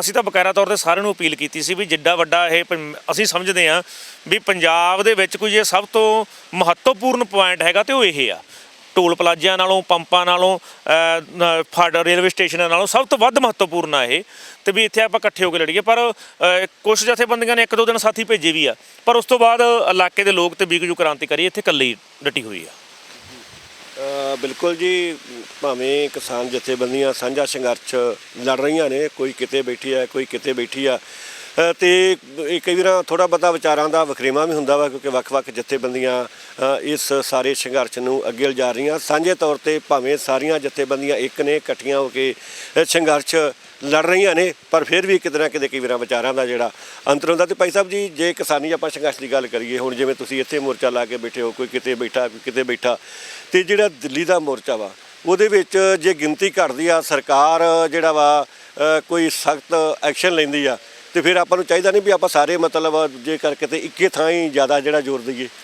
ਦੇਖੋ ਜੀ, ਅਸਲ ਵਿੱਚ ਜਿਹੜੇ ਇਹ ਥਾਂ-ਥਾਂ ਤੇ ਮੋਰਚੇ ਲੱਗੇ ਹੋਏ ਆ, ਇਹ ਕੋਈ ਦਿੱਲੀ ਵਾਲੇ ਮੋਰਚੇ ਨੂੰ ਕਮਜ਼ੋਰ ਨਹੀਂ ਕਰ ਰਿਹਾ, ਸਗੋਂ ਉਹਨੂੰ ਤਾਕਤ ਬਖਸ਼ ਰਹੇ ਆ। ਤਾਕਤ ਇਸ ਕਰਕੇ ਬਖਸ਼ ਰਹੇ ਆ, ਹੁਣ ਦੇਖੋ ਲੋਕ ਇੱਥੇ ਮੋਰਚਿਆਂ 'ਚ ਆਉਂਦੇ, ਅੱਜ ਤਾਂ ਬਹੁਤ ਗਿਣਤੀ ਘੱਟ ਹੈ ਕਬੱਡੀ ਦਾ ਸੀਜ਼ਨ ਕਰਕੇ, ਵੱਡੀ ਗਿਣਤੀ 'ਚ ਜਿੱਥੇ ਵੀ ਪੰਜਾਬ 'ਚ ਸੈਲੋਆਂ ਤੇ ਬੈਠੇ ਆ ਲੋਕ, ਪੰਪਾਂ ਤੇ, ਉੱਥੇ ਲੋਕ ਇਕੱਠੇ ਹੋਣ ਦਾ ਇੱਕ ਮੰਚ ਬਣਿਆ ਪਿਆ ਵਾ, ਉੱਥੇ ਵਿਚਾਰਾਂ ਕਰਦੀਆਂ ਵਾ, ਚੱਲਦੀਆਂ ਵਾ, ਵਿਚਾਰਾਂ ਤੋਂ ਲੋਕਾਂ ਨੂੰ ਦੱਸ ਕੇ ਉੱਥੋਂ ਹੀ ਤਿਆਰੀਆਂ ਕਰਾਈਆਂ ਜਾਂਦੀਆਂ ਵਾ, ਉੱਥੋਂ ਹੀ ਪਿੰਡਾਂ 'ਚੋਂ ਜਨਤਾ ਨੂੰ ਇਸ ਗੱਲ ਤੇ ਲਿਆਂਦਾ ਜਾਂਦਾ ਵੀ ਆਪਾਂ ਦਿੱਲੀ ਮੋਰਚੇ ਜਾਈਏ।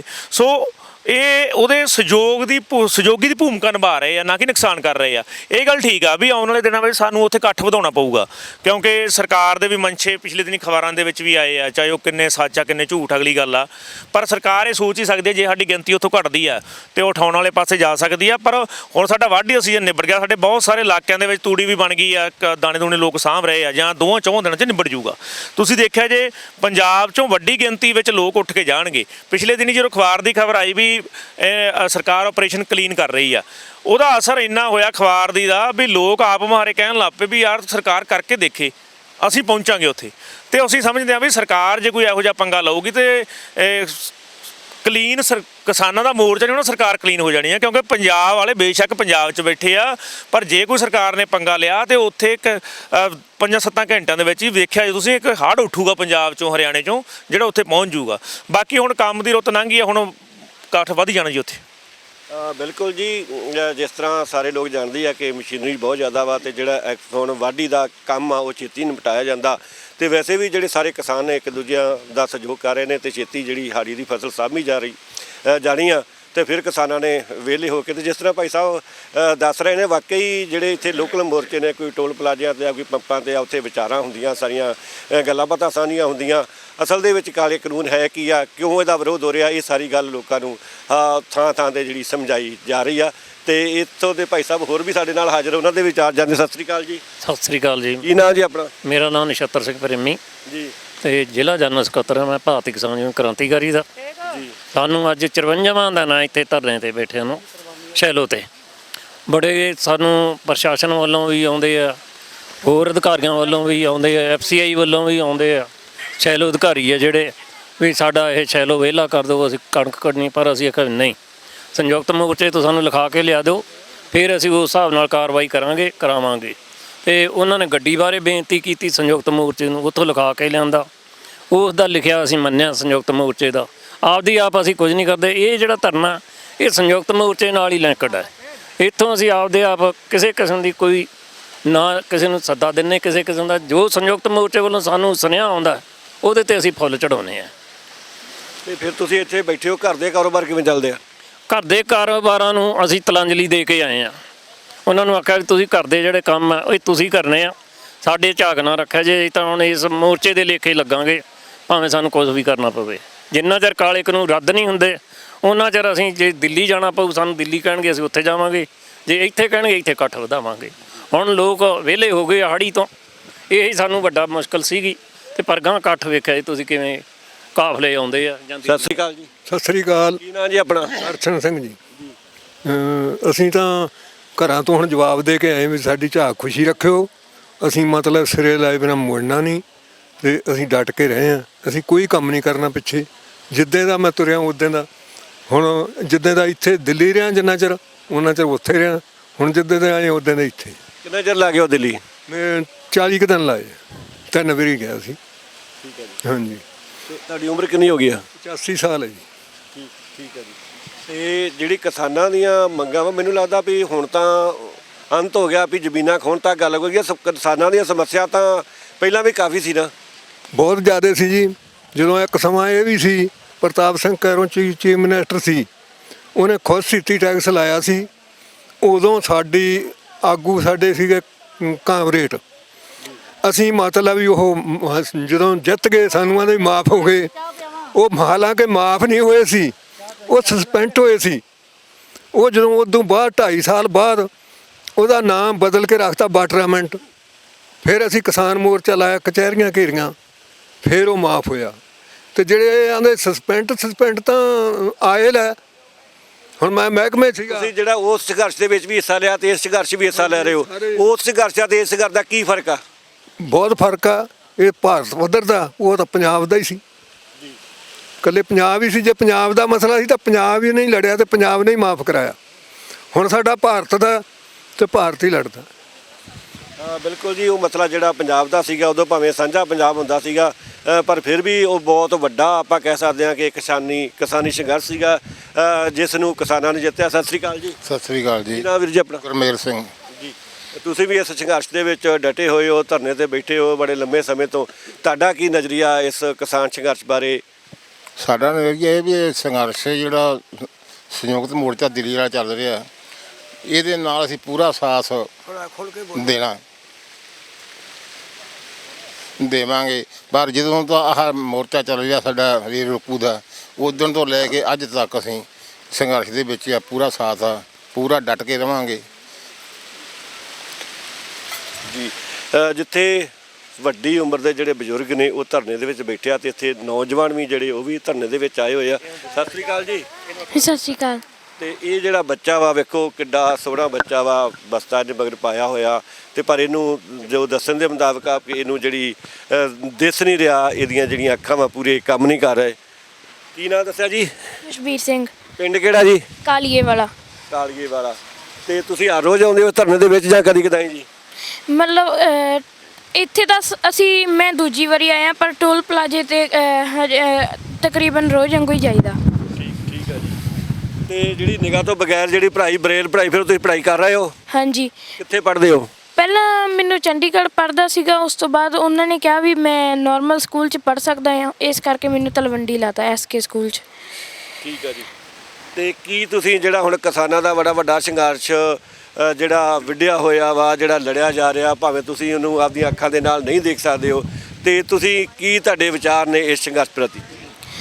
ਵੀ ਇਹ ਤਾਂ ਜਿਹੜਾ ਸੰਘਰਸ਼ ਆ ਇਹ ਤਾਂ ਸਾਰੇ ਭਾਰਤ ਦਾ, ਸਾਨੂੰ ਲੜਨਾ ਚਾਹੀਦਾ, ਸਾਨੂੰ ਮੋਦੀ ਤੋਂ ਆਪਣੇ ਹੱਕ ਖੋਣੇ ਚਾਹੀਦੇ ਆ, ਕਿਉਂਕਿ ਹੁਣ ਤਾਂ ਇਹ ਸਾਨੂੰ ਮੋਦੀ ਨੇ ਲਾਲਚ ਦੇਣੇ ਆ, ਪਰ ਸਾਨੂੰ ਇਹਦੇ ਲਾਲਚਾਂ 'ਚ ਨਹੀਂ ਆਉਣਾ ਚਾਹੀਦਾ, ਕਿਉਂਕਿ ਇਸ ਤੋਂ ਬਾਅਦ ਜਦੋਂ ਸਾਡੇ ਤੋਂ ਪੈੜੀਆਂ ਖੋਲ੍ਹੀਆਂ ਜਾਣਗੀਆਂ, ਫਿਰ ਸਾਨੂੰ ਖੇਤਾਂ ਦੇ ਵਿੱਚ ਮਜ਼ਦੂਰਾਂ ਵਾਂਗੂ ਕੰਮ ਕਰਾਇਆ ਜਾਊਗਾ, ਪਰ ਅਸੀਂ ਇਹ ਨਹੀਂ ਚਾਹੁੰਦੇ। ਅਸੀਂ ਚਾਹੁੰਦੇ ਹਾਂ ਵੀ ਸਾਡੀਆਂ ਪੈੜੀਆਂ ਸਾਡੇ ਕੋਲ ਹੀ ਰਹਿਣ। ਬਿਲਕੁਲ ਜੀ। ਜਦੋਂ ਬੱਚੇ ਤੋਂ ਲੈ ਕੇ ਤੇ ਬਜ਼ੁਰਗ ਤੱਕ ਜਿਹੜਾ ਹੈ ਇਸ ਸੰਘਰਸ਼ ਦੇ ਵਿੱਚ ਕੁੱਦ ਪਿਆ, ਤੇ ਸਾਰੇ ਹੀ ਚੜ੍ਹਦੀ ਕਲਾ ਦੇ ਵਿੱਚ ਨੇ, ਤੇ ਫਿਰ ਜਿਹੜਾ ਸੰਘਰਸ਼ ਜਿੱਤਿਆ ਜਾਣਾ ਹਰ ਹਾਲ ਦੇ ਵਿੱਚ। ਸਤਿ ਸ੍ਰੀ ਅਕਾਲ ਭੈਣ ਜੀ। ਸਤਿ ਸ੍ਰੀ ਅਕਾਲ ਜੀ। ਕੀ ਨਾਮ ਭੈਣ ਜੀ ਤੁਹਾਡਾ? ਮੇਰਾ ਨਾਮ ਜਸਵਿੰਦਰ ਕੌਰ ਆ। ਕਿਹੜੇ ਪਿੰਡ ਤੋਂ ਆਏ ਹੋ ਜੀ? ਧੂੜਕੋਟ ਕਲਾਂ ਤੋਂ। ਕਿੰਨਾ ਚਿਰ ਹੋ ਗਿਆ ਇਸ ਧਰਨੇ ਦੇ ਵਿੱਚ ਤੁਹਾਨੂੰ ਆਉਂਦਿਆਂ ਨੂੰ ਲਗਾਤਾਰ? ਸਾਨੂੰ ਹੋ ਗਏ ਜੀ, ਟਾਈਮ ਖਾਸਾ ਹੋ ਗਿਆ, ਮਹੀਨਾ ਡੇਢ ਮਹੀਨਾ ਆਉਂਦੇ, ਪਰ ਅਸੀਂ ਪਹਿਲੀ ਵਾਰ ਆਏ ਹਾਂ, ਸਾਡੀਆਂ ਬੀਬੀਆਂ ਆਉਂਦੀਆਂ ਇੱਥੇ। ਹਾਂਜੀ। ਤੇ ਕੀ ਕਹਿਣਾ ਚਾਹੁੰਦੇ ਹੋ ਤੁਸੀਂ ਇਸ ਸੰਘਰਸ਼ ਪ੍ਰਤੀ? ਅਸੀਂ ਸਾਡੇ ਹੱਕ ਆ, ਸਾਨੂੰ ਮਿਲਣੇ ਚਾਹੀਦੇ ਆ। ਹਾਂਜੀ। ਜਦੋਂ ਤੁਸੀਂ ਇੱਥੇ ਆ ਜਾਂਦੇ ਹੋ ਤੇ ਘਰਾਂ ਦਾ ਕੰਮਕਾਰ ਕਿਵੇਂ ਚੱਲਦਾ, ਰੋਟੀ ਟੁੱਕ ਦਾ? ਉਹ ਵੀ ਜ਼ਰੂਰੀ ਆ, ਇਹ ਬਹੁਤਾ ਜ਼ਰੂਰੀ ਆ। ਜੇ ਸਾਡੇ ਕੋਲ ਜਾਇਦਾਦ ਰਹੂਗੀ ਤਾਂ ਅਸੀਂ ਕੋਈ ਘਰ ਦਾ ਕੰਮ ਚਲਾਵਾਂਗੇ, ਜੇ ਸਾਡੇ ਕੋਲ ਕੁਛ ਰਿਹਾ ਹੀ ਨਾ ਤਾਂ ਫਿਰ ਅਸੀਂ ਘਰੇ ਕੀ ਕਰਨਾ, ਕਿਉਂਕਿ ਜਿਹੜੇ 3 ਕਾਲੇ ਕਾਨੂੰਨ ਆ ਉਹਦੇ ਵਿੱਚ ਨਾ ਤਾਂ ਆੜ੍ਹਤੀਆ ਰਹਿਣਾ, ਨਾ ਕਿਸਾਨ, ਨਾ ਮਜ਼ਦੂਰ, ਸਾਰੀ ਗੱਲ ਖਤਮ ਹੋ ਜਾਣੀ ਹੈ। ਇਹ ਸਾਰੇ ਵਰਗ ਵਾਸਤੇ ਹੀ ਆ, ਇਹ ਨਹੀਂ ਵੀ ਇਕੱਲੇ ਕਿਸਾਨਾਂ ਵਾਸਤੇ ਹੀ ਆ, ਕਿਉਂਕਿ ਮੈਂ ਇੰਨਾ ਕਿ ਬੋਲੂ ਮੇਰਾ ਗਲਾ ਖਰਾਬ ਆ ਜੀ।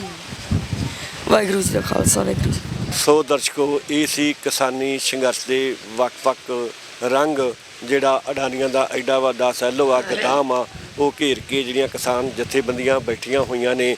ਤੇ ਇਸ ਦੇ ਵਿੱਚ ਆਪਾਂ ਦੇਖਿਆ ਕਿ ਛੋਟੇ ਤੋਂ ਲੈ ਕੇ ਬਜ਼ੁਰਗ ਤੱਕ ਇਹਨਾਂ ਸੰਘਰਸ਼ਾਂ ਦੇ ਵਿੱਚ ਸ਼ਾਮਲ ਆ, ਤੇ ਹਰ ਇੱਕ ਜਿਹੜਾ ਹੈ ਹੋਰ ਚੜ੍ਹਦੀ ਕਲਾ ਦੇ ਵਿੱਚ ਜਿਵੇਂ ਜਿਵੇਂ ਸਰਕਾਰ ਆਪਣਾ ਦਬਾਅ ਵਧਾ ਰਹੀ ਹੈ, ਵੱਖ-ਵੱਖ ਜਿਹੜੀਆਂ ਕੁਝੀਆਂ ਸਾਜ਼ਿਸ਼ਾਂ ਰਚ ਰਹੀ ਆ, ਤੇ ਸਗੋਂ ਜਿਹੜਾ ਕਿਸਾਨਾਂ ਦੇ ਵਿੱਚ ਜਿਹੜਾ ਸਰਕਾਰ ਦੇ ਪ੍ਰਤੀ ਗੁੱਸਾ ਵਾ ਹੋਰ ਵੱਧਦਾ ਜਾ ਰਿਹਾ। ਤੇ ਸਰਕਾਰ ਮੈਂ ਸਮਝਦਾ ਵੀ ਮਤ ਸੋਚੇ ਕਿ ਸ਼ਾਇਦ ਕਿਸਾਨਾਂ ਨੂੰ ਦਿੱਲੀ ਤੋਂ ਅਸੀਂ ਹਟਾ ਕੇ ਤੇ ਇਹ ਸੰਘਰਸ਼ ਨੂੰ ਦਬਾ ਦਿਆਂਗੇ, ਕਿਉਂਕਿ ਇਹ ਕਿਸਾਨ ਜਿਹੜੇ ਨੇ ਆਪਣੀ ਹੋਂਦ ਦੀ ਲੜਾਈ ਲੜ ਰਹੇ ਨੇ, ਤੇ ਇਹ ਕਿਸਾਨਾਂ ਨੇ ਜਿਹੜਾ ਮੋਰਚਾ ਜਿੱਤ ਕੇ ਹੀ ਵਾਪਸ ਆਉਣਾ ਵਾ। ਸੋ ਸਾਨੂੰ ਦਿਓ ਇੱਥੇ ਹੀ ਆ ਗਿਆ।